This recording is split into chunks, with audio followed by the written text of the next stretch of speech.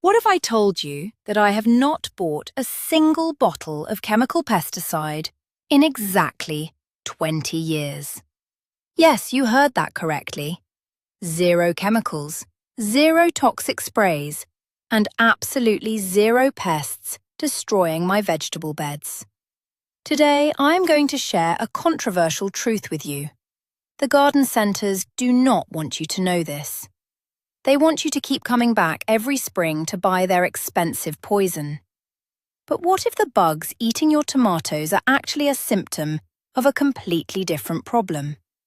In this video, I am going to reveal the exact system I have used for 2 decades to keep my garden completely pest-free. We are going to bust some massive myths today. You will learn things that go against everything you have been taught about gardening. I promise you, by the end of this video, you will look at your plants in a completely new way. Are you ready to stop fighting nature and start winning? Let me know right now in the comments if you prefer organic methods or if you still rely on the chemical stuff. Let us get into it.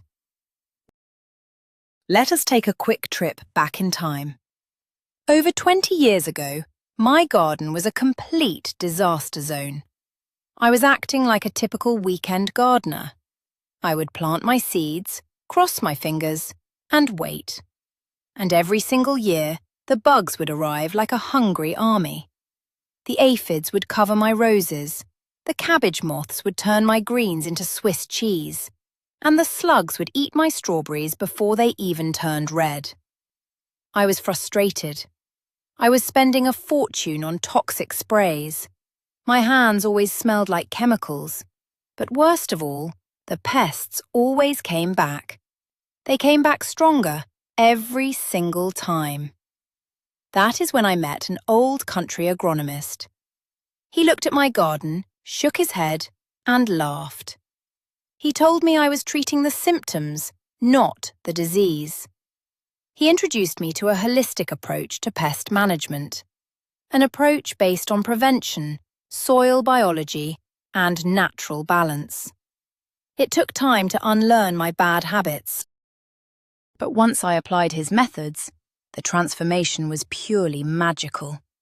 The pests disappeared, the yields doubled, and I never looked back. Now, let me break down this exact system for you step by step. Let us start with the most important foundation of all. You must change your mindset about why pests attack in the first place. Many people believe that bugs just randomly choose a plant to eat. They think it is just bad luck. But let me tell you, that is a huge myth. Pests are actually nature's garbage collectors. They are specifically designed to attack weak, stressed, or sick plants. Healthy plants emit natural defense chemicals that actually repel insects. Over the last 20 years, I have learned that if you have pests, you do not have a bug problem. You have a plant health problem. Let me give you a bright example. If you see a row of beans and only one plant is covered in aphids, that specific plant is struggling. Maybe its roots are damaged. Maybe it lacks water. Instead of spraying the bugs, you need to ask why that plant is weak. When you focus entirely on making the plant strong, the bugs will naturally ignore it. This is a massive shift in thinking. You stop being an exterminator. You start being a plant doctor. The stronger your plants grow, the less attractive they become to invaders. It really is that simple. This is the core secret. So, how do we make these plants perfectly healthy? It all starts deep underground. We need to talk about soil health. For 20 years, I have treated my soil like a living, breathing pet. People think dirt is just brown stuff that holds roots in place. That is completely false. True soil is alive. It is packed with billions of beneficial microbes, fungi, and bacteria. These tiny workers break down nutrients and feed them to your plants. When you pour chemical fertilizers and pesticides on your garden, you kill these helpful microbes. You turn living soil into dead dirt. And dead dirt grows weak plants. Weak plants invite pests. My secret weapon is high-quality compost. I add a thick layer of rich compost to my beds every single autumn. I never leave the soil bare. This feeds the earthworms. The earthworms create tunnels that let oxygen reach the roots. For example, a tomato plant grown in rich, living soil will develop thick stems and dark green leaves. It will easily fight off a spider mite attack on its own. A tomato plant grown in dead dirt will surrender immediately. Feed your soil, and your soil will protect your plants from every threat. Now let us move on to a magical strategy called companion planting. This is something the old agronomists understood perfectly. You should never plant just one type of crop in a large block. That is an open invitation for pests. It is like setting up a giant neon sign that says, "Free food." Instead, you must mix your plants intelligently. Different plants release different odours into the air. These odours can confuse and repel dangerous insects. A classic example is planting marigolds right next to your tomatoes. Many people think this is just an old wives' tale. They think it is just for pretty flowers. But I am here to bust that myth right now. The roots of the marigold flower release a specific chemical into the soil. This chemical actively kills harmful root nematodes that destroy tomato roots. The strong smell of the flowers also confuses whiteflies. In my garden, I mix garlic, onions, and strong herbs everywhere. The onion smell hides the sweet smell of carrots from the carrot rust fly. It is like putting an invisible shield over your most valuable crops. By mixing your plants, you create an aromatic maze that bugs simply cannot navigate. Let us talk about an incredible homemade weapon. Even with perfect soil, you might get a few scouts checking out your plants. When this happens, I use a secret recipe that has worked for 20 straight years. It is my garlic and chili pepper spray. Commercial chemical sprays kill everything, including the good bugs. We do not want that. My spray just makes the plants taste absolutely terrible to chewing insects. Here is the exact method. You take 1 whole bulb of garlic and 2 spicy chili peppers. You blend them up with a quart of water. You let it sit overnight. Then you strain out the chunks. You add 1 tiny drop of mild liquid soap to help it stick to the leaves. When caterpillars or beetles take a bite of a leaf sprayed with this, they stop immediately. The heat from the pepper burns their mouthparts. The sulfur from the garlic confuses their senses. They drop off the plant and go look for easier food elsewhere. I use this heavily on my cabbage plants to stop the cabbage looper. It costs almost nothing to make. It is completely safe for your family and pets, and it washes right off before you eat your harvest. It is brilliant. Here is another ancient agricultural trick that works wonders. We need to discuss the power of plain wood ash. If you have a fireplace or a wood stove, you are sitting on a goldmine of pest control.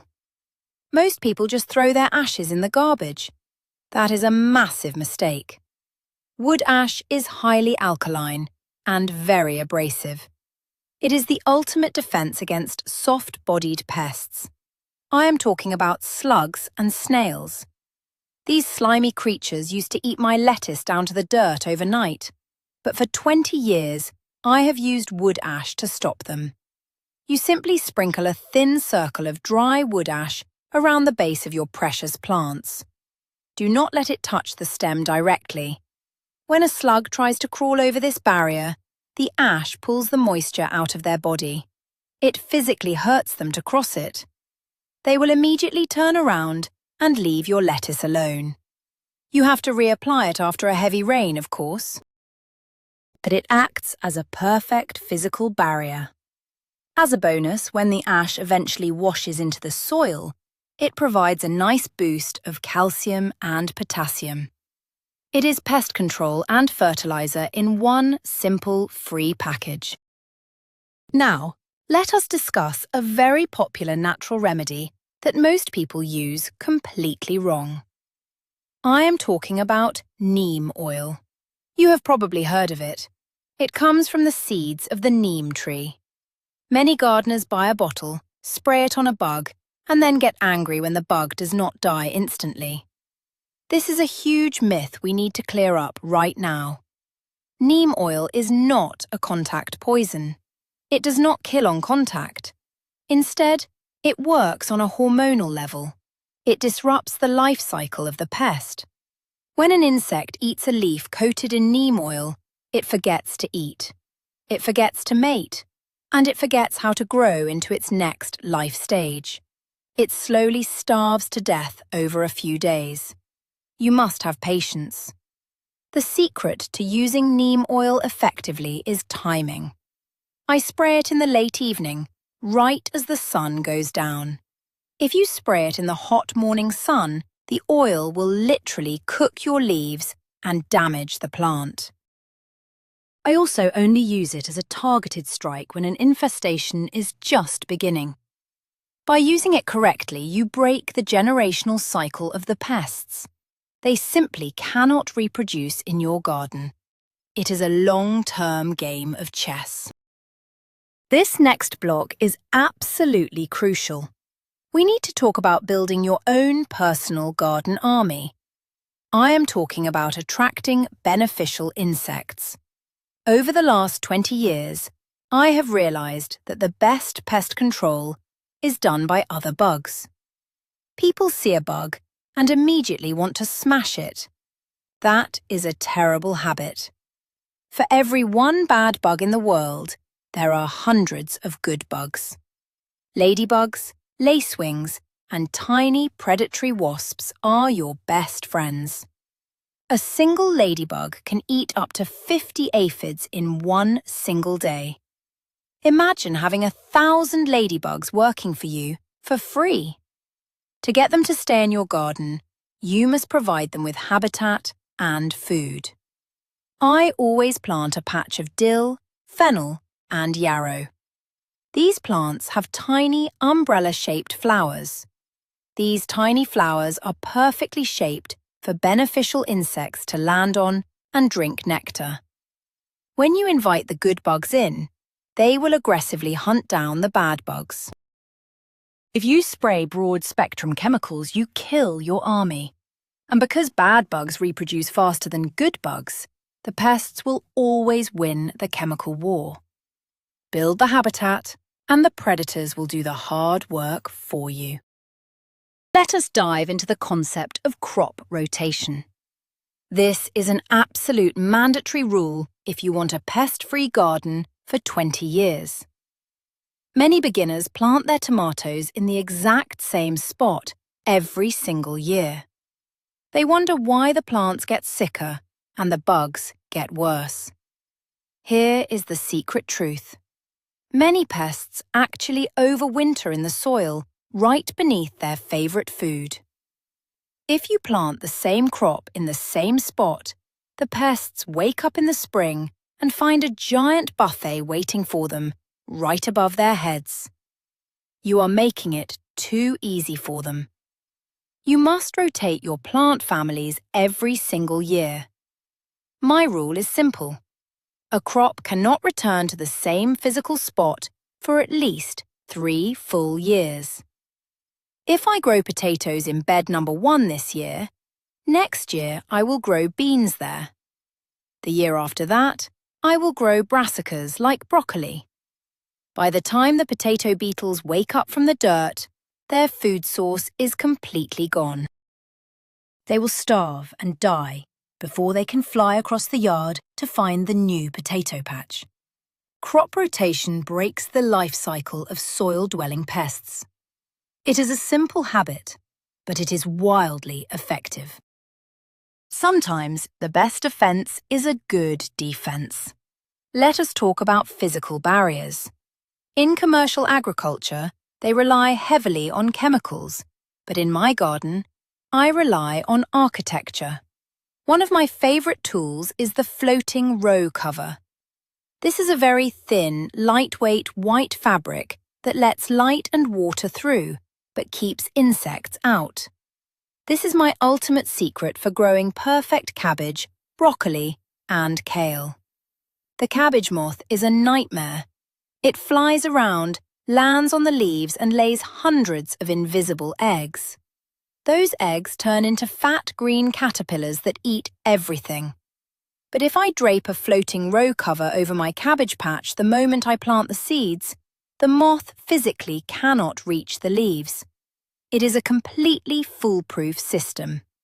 No eggs means no caterpillars. No caterpillars means zero damage. I do not have to spray anything. I just leave the cover on until harvest. You can also use fine insect netting over fruit bushes to stop birds and fruit flies. It is a small upfront investment, but these covers last for many years. It is pure peace of mind. Here is a fascinating tool that sounds like science fiction. Let us discuss diatomaceous earth. We call it DE for short. This is a fine white powder made from the fossilized remains of microscopic aquatic creatures. To us humans, it feels like soft flour, but to a crawling insect, it is like walking across broken glass. If you look at this powder under a microscope, the particles have razor-sharp edges. When an insect with an exoskeleton crawls through it, the powder cuts into their shell and absorbs their bodily fluids. They dry out and perish very quickly. I use food-grade diatomaceous earth to control serious ant invasions and earwigs. There is a myth that you can just throw it everywhere. Do not do that. It is broad spectrum, meaning it can hurt good bugs too. I apply it very strategically. I use a small duster to puff it into the deep cracks of raised beds where pests hide during the day. I also puff it around the exact base of plants that are being targeted by crawling insects. Remember, it only works when it is completely dry. If it rains, or if you water your garden, you will have to wait for things to dry and apply it again. Let us talk about a very simple solution for soft-bodied pests. Aphids are the enemy of every gardener. They multiply faster than almost any other insect. But you do not need toxic chemicals to defeat them. For 2 decades, I have relied on a pure Castile soap spray. This is different from the heavy chemical dish soaps you buy at the grocery store. Real Castile soap is made from plant oils. Here is how it works. Insects like aphids breathe through tiny holes in their skin. When you spray them directly with a mixture of water and Castile soap, the fatty acids in the soap break down their protective outer coating. The soap literally suffocates them on the spot. It is fast, and it is highly effective. The recipe is 1 tablespoon of liquid Castile soap mixed into 1 quart of water. The trick here is that it must touch the bug directly. You have to spray the undersides of the leaves because that is where the aphids hide from the sun. I check my plants every few days. If I see a cluster of aphids, they get a quick spray of soapy water. Within an hour, they turn black and fall off. It is completely safe for the environment. Now I am going to share a strategy that feels a little bit like a trick. It is called trap cropping. This is an advanced technique, but it is incredibly easy to do. The idea is to plant something that the bugs love even more than your main crop. You are intentionally planting a sacrifice. You are offering the pests a better meal, so they leave your valuable vegetables alone. Let me give you my favorite 20-year example. I absolutely love growing cucumbers and squash, but squash bugs can destroy them in a week. So I plant a border of blue Hubbard squash about 10 feet away from my main crop. Squash bugs go absolutely crazy for blue Hubbard. It is their favourite food in the world. They will ignore my cucumbers and all rush to the trap crop. Once the trap crop is heavily infested with the bugs, I simply pull up the trap plant, throw it in a black plastic bag, and leave it in the hot sun. The bugs are eliminated, and my main harvest is completely untouched. Another great trap crop is nasturtium flowers. Aphids love them. They will swarm the flowers and leave your tomatoes alone. It is a beautiful and deadly distraction. Let us discuss something you probably do every day without thinking about it. Watering. The way you water your garden has a massive impact on pest populations. This is a secret that took me years to figure out.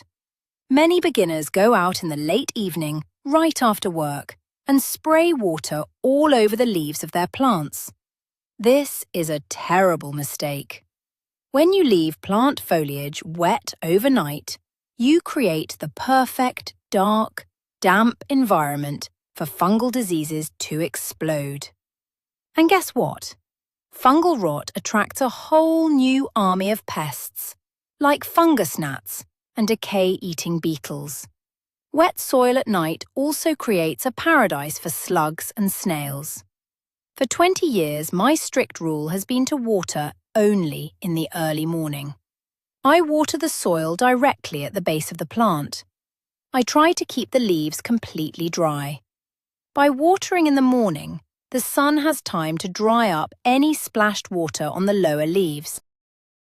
The surface of the soil dries out by nightfall, making it uncomfortable for nocturnal pests to travel. Just by changing your watering schedule, you can eliminate half of your bug problems. It is a free and instant fix. We need to talk about the power of proper mulching. Mulch is not just for making your garden look pretty. It is a critical defense system. But there is a huge myth that all mulch is created equal. That is absolutely false. If you use the wrong mulch, you can actually attract pests. For example, using wet, heavy layers of grass clippings can create a slimy mess that breeds maggots and flies. Over the last 20 years, I have perfected my mulching strategy. I prefer to use cedarwood chips for pathways and dry straw around my vegetable plants. Cedar contains natural oils that actively repel many types of crawling insects, including certain types of ants and roaches. They hate the smell of it. By putting a thick layer of dry straw around my tomatoes and peppers, I create a dry barrier that prevents soil-dwelling fungi from splashing up onto the leaves during a rainstorm. The straw also regulates the soil temperature. Keeping the roots cool reduces the stress on the plant. And remember our first rule. A plant with low stress is a plant that naturally fights off pests. Proper mulch is your garden's armour. Let us explore the incredible world of essential oils.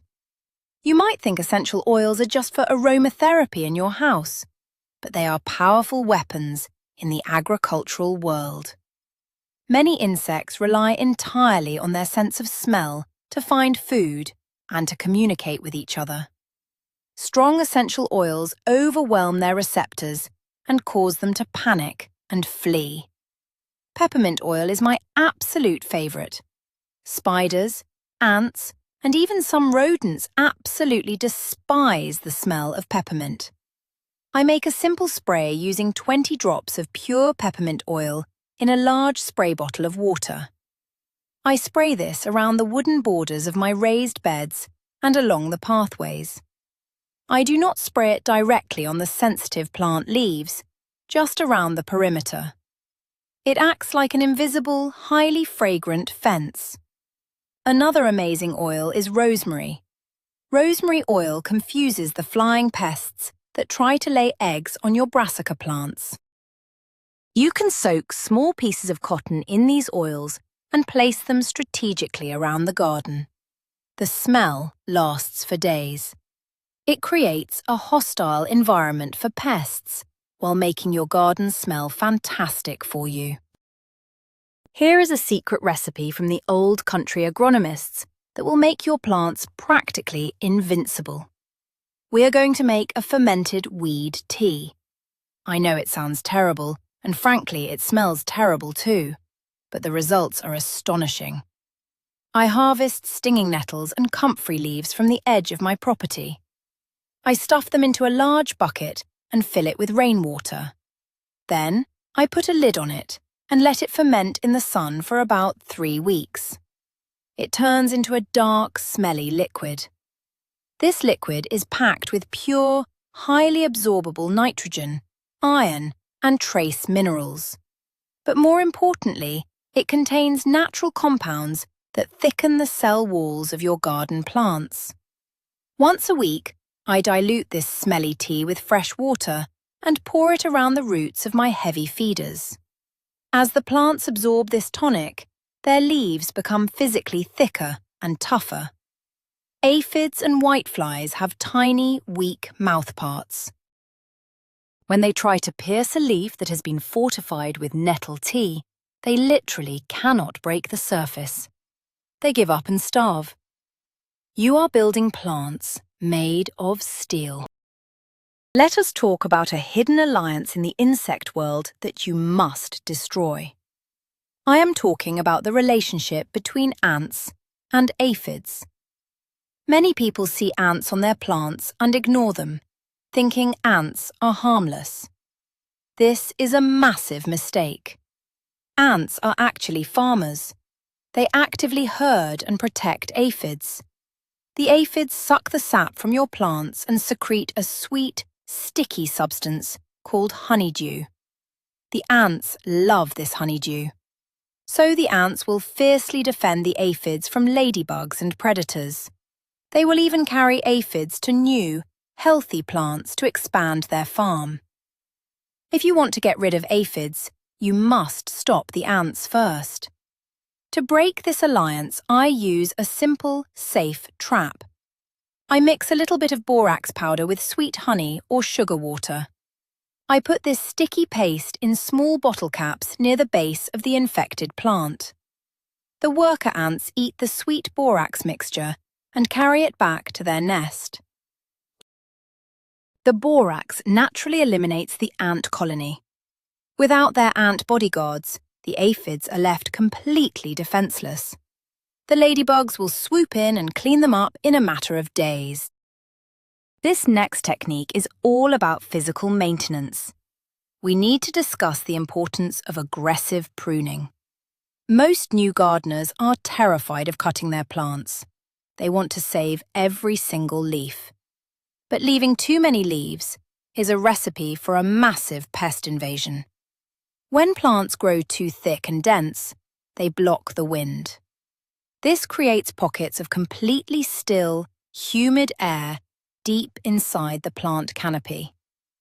This dark, humid jungle is the exact environment where spider mites, whiteflies, and powdery mildew thrive. Over the last 20 years, I have learned to prune without fear. I cut away the bottom 12 inches of leaves on all my tomato plants. I thin out the centers of my squash plants to let the sunlight hit the dirt. By opening up the plant, the wind can blow freely through the branches. The sun can penetrate and dry out the hidden corners. Pests hate bright sunlight and dry breezes. Pruning removes their hiding spots completely. Not only does this eliminate the bugs, but it also forces the plant to focus its energy on producing bigger, sweeter fruit instead of useless foliage. Let us talk about what happens at the very end of the season. Your pest control strategy does not stop when you harvest your last tomato. How you put your garden to bed for the winter determines how many bugs you will fight next spring. There is a terrible myth that you should just let dead plants rot in place to feed the soil. While organic matter is good, leaving diseased or pest-infested plants in the garden is a disaster. Many dangerous pests lay their eggs inside the hollow stems of dying vegetable plants. If you leave a dying cabbage plant in the dirt all winter, 1,000 new pests will hatch directly into your garden in May. I am completely ruthless in the late autumn. I pull up every single dead vegetable plant. If a plant had any signs of pests or disease, I do not compost it. I burn it, or I throw it in the municipal waste. I want my garden beds to be completely clean and clear before the first snow falls. By removing the debris, you are removing the winter homes of your enemies. Start with a clean slate every single spring. It makes a huge difference. Finally, we must talk about the most important tool you have in your entire gardening arsenal. It is not a spray. It is not a fertilizer. It is your own shadow. The secret to 20 years of zero pest damage is daily observation. You cannot plant a garden, ignore it for a week, and expect perfection. Every single morning, I take my coffee and I walk through my garden. I look closely at the leaves. I check the undersides. I look for tiny holes, sticky spots, or slightly yellowing edges. Pests are easiest to defeat when there are only 3 of them. If you wait until there are 3,000, you have already lost the battle. By catching a few tiny eggs on a squash leaf, I can simply wipe them off with my thumb. 0 cost, 0 chemicals, problem solved in 1 second. Gardening is an ongoing conversation with nature. You have to be present. You have to pay attention. When you combine daily observation with healthy soil, companion planting and natural defences, you create an untouchable fortress. The pests will realise your garden is too much work and they will go bother your neighbour instead. And there you have it. The complete 20 years secret to a completely pest-free garden. We started by realising that bugs only attack weak plants, and we learned how to build living soil to create ultimate plant immunity.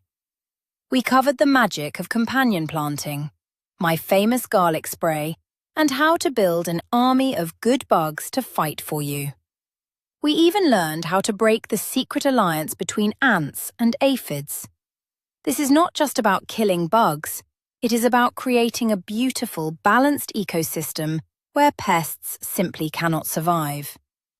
When you work with nature instead of spraying it with chemicals, your harvest will be bigger, tastier, and healthier than you ever imagined. Thank you so much for watching and learning with me today. If you found this information valuable, please hit that subscribe button and give the video a like. It really helps the channel grow. Now, I want to hear from you. Leave a comment down below and tell me, what is the absolute worst pest you are fighting in your garden right now? And which of these methods are you going to try first? I will see you in the next video.